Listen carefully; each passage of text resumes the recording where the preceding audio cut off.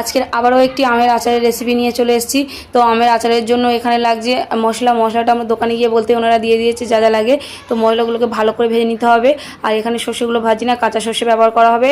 তারপরে শুকনো লঙ্কাগুলোকে ভালো করে ভেজে নিয়েছি, রসুন ছাড়ানো হয়ে গেছে।